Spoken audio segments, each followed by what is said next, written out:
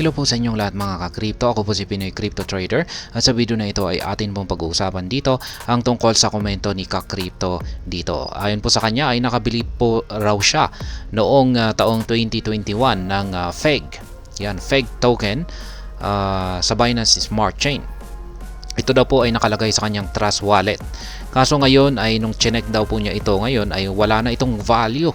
Hindi na raw nagpapakita yung value nito. Kaya yan, sabi niya ay ano ang kailangan niyang gawin.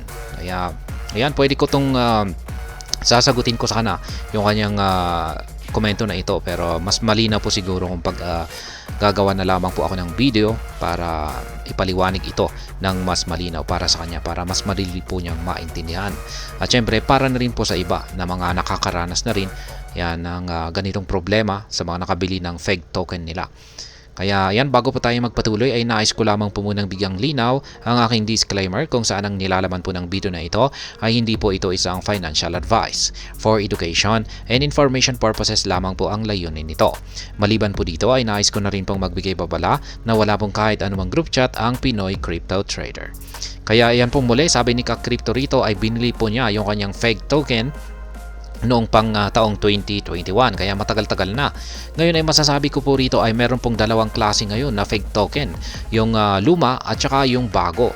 Yung luma ay talagang binago na yung contract address, hindi na po nag-i-exist yung old version ng FEG token. Nag-migrate po sila sa bago. Ngayon para ma-restore po natin yung ating account, yung ating balance dito, ayan, balance ni ka-crypto rito, ay kailangan po natin na i-update yung contract address nito. Ayan, kung pupunta po tayo rito kay CoinMarketCap ay ito po yung old. Ayan, FEG FEG token na old. Ayan, at wala na talaga ito. FEG token has migrated to a new contract address. Kaya ayan, wala na po talaga yung old.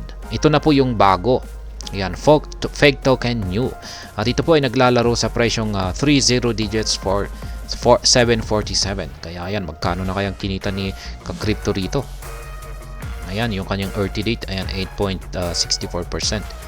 Yan, kasi nabili pa niya noong taong 2021. Malamang ay baka nabili niya talaga sa murang-mura na presyo. Kaya ayan, ito po ang FEG old. Tapos ito naman yung FEG token old po pala ito. At saka ito yung FEG token new. Ngayon, syempre, dahil ito po yung contract address nito yung nakalagay sa Trust Wallet ni ka-crypto, ay syempre talagang wala pong magre-reflect dyan na balance kasi wala na. Nag-migrate na po sila sa bagong contract address. Kaya wala po talaga siyang makikita rito. Wala ka po talagang makikita rito sa iyong balance. Kasi ang nakalagay sa Trust Wallet mo ay yung old, yung contract address ng FEG token old. Yan po ang nakalagay sa Trust Wallet mo. Kaya wala pong magpapakita dyan. Kahit anong gawin mo dyan ay walang magpapakita na balance. Hindi mo na makikita yung balance ng FEG token mo. Ngayon, para mapalabas mo yung balance nito sa iyong Trust Wallet ay kailangan mong i-update or gamitin yung bagong contract address nito. Punta lamang po tayo rito sa kay CoinMarketCap at i-search natin yung FEG token new. Ayan, yung FEG token new na ito. Kasi dito na po sila lumipat.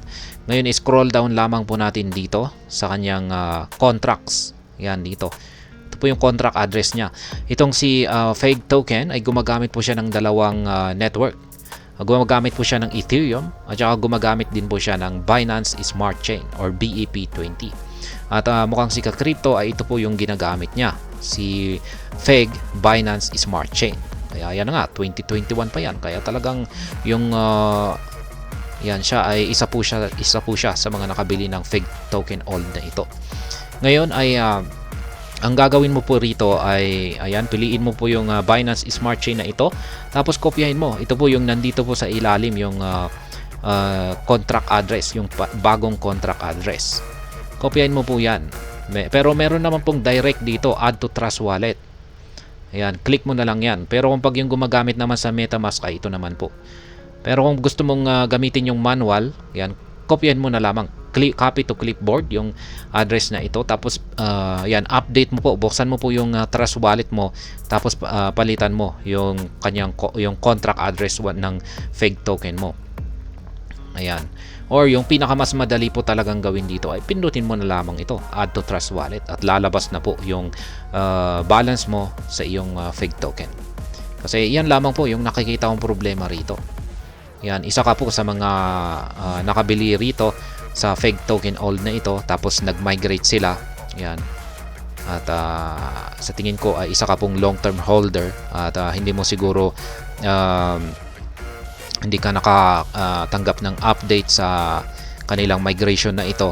Kaya yan, nung binuksan mo ay nakita mo ay wala na itong laman, o hindi na nagpapakita yung laman kasi wala na yung kanyang contract address.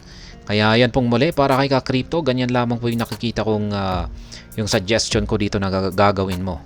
Yan. I-update mo lamang po yung contract address ng iyong fake token sa Trust Wallet.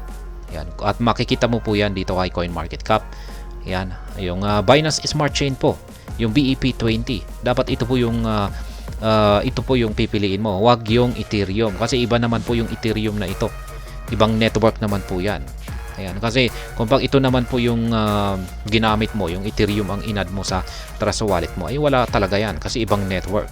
Kaya i-check mo pong mabuti, doblehin mo pong double check na dapat yung BNB Smart Chain or BEP20 ang pipiliin mo.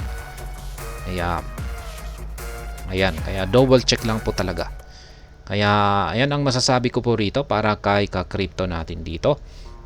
At hanggang dito na lamang po tayo sa video na ito. Sana po ay yung nagustuhan ang aking paliwanag dito. Kung inyo po itong nagustuhan, pakiclick lamang po ang like button nito. Para naman po sa mga bago lamang dito, kayo po ay aking inaanyayahan para mag-subscribe. Pakiclick na rin po ang bell icon nito dahil ito po ang siya magsisilbing notification nito sa mga bago kong videos na akin pong ina-upload sa aking YouTube channel na ito. Marami pong salamat sa panonood, ingat po tayo lagi, at God bless po sa ating lahat.